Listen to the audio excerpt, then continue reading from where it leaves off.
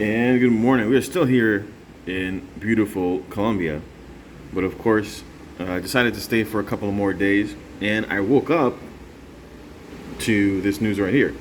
Germany bails out energy giant Uniper in latest sign of deepening European energy crisis. Basically, what the article is talking about is how they're nationalizing the energy sector very much like France. And this is typically what you don't want to see in a democratic country. Because the whole point of the energy crisis, which is a self-inflicted wound by the politicians pushing for green energy.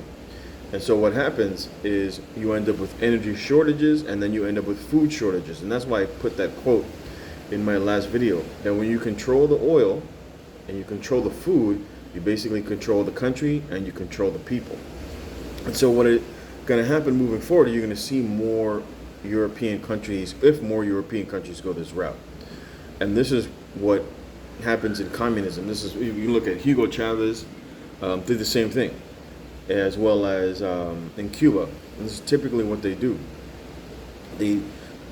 Their policies typically cause energy crisis. And so the people complain that the government needs to do something. This is what you're seeing, for example, what happened in Sri Lanka. What happened in Sri Lanka started as an energy crisis, which led to a food crisis. And so what happened, the new president is a member of the World Economic Forum. And so this is what you'll see moving forward. This is how you basically take over countries. As I said, we penetrate the cabinets, as Klaus Schwab had said. We penetrate the cabinets. We basically using disruption. You cause turmoil within the cabinet. You introduce policies that you know will collapse the country. And then when the country collapses, you basically come in and you're able to scoop up the country basically on pennies on the dollar. And this is how you gain control over people. And I would pay attention to this if this happens in America, which I believe, because America doesn't have the infrastructure to support itself anymore because of decades of exporting everything. And that's primary. You watch Uneducated Economist. He talks about this often, about the Cantillon effect, or about the people becoming wealthier and importing more luxuries. And that's basically what's been happening in America for quite some time. But it goes away. Just like in Cuba, just like in Venezuela, just like in Greece. Just look at Greece. Greece is already collapsed. And so what happens is the country ends up having to sell off their ports. They have to sell off, maybe they sell their farmland. They sell off whatever natural resources that they have, and the people get indebted to pay off the loan, and it becomes cheap labor for other countries. And this is what you're going to see moving forward. What you end up with in those countries are dictators. That's just look at Africa, right? Africa is a country with vast wealth, but the people who run the country are typically dictators because they're puppets for other countries, and they basically enslave the people and then rob them of their natural resources. And America's been doing this for a long time. Europe has been doing it for a long time.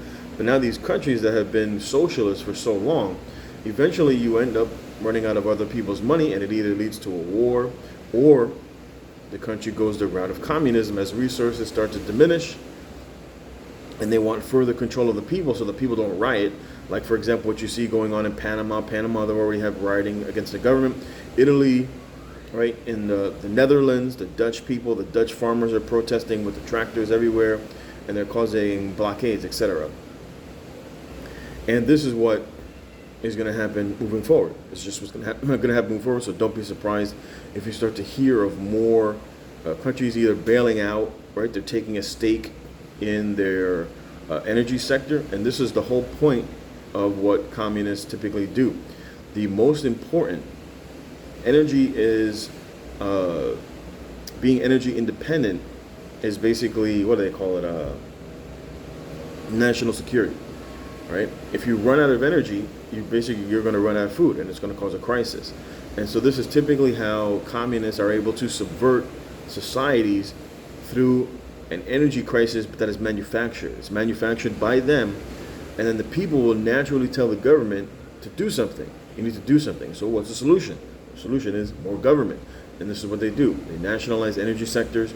They swoop in. They say it's these greedy business owners, right? They're price gouging you. We're going to go in there. We're going to come in and we're going to save the day. We're going to throw our cape on and we're going to come in and save the day. Now, the people that they put in place, and typically in capitalism, you want your most skilled people. And what that does, because of competition. And so since you're competing against other businesses and they're going out there and they're competing for the best talent, it drives prices further down as you become more efficient. But in communism, that isn't the case. You're not worried about being efficient. You're worried about loyalty. And so the people that you put in place are the people who are going to be most loyal to you, not the people who are going to necessarily do the best job. And this is typically what you see in communism. Anyway, I'll leave the article. You can read it. It's from Forbes. It came out today. It came out this morning. So you can read the article. They even talk about what's going on in France and how France is also nationalizing their energy. But of course, they're not talking about energy. I'll leave another article talking a little bit more in depth, talking about how Venezuela collapsed and the policies that they put in place that were in relation to their energy sector.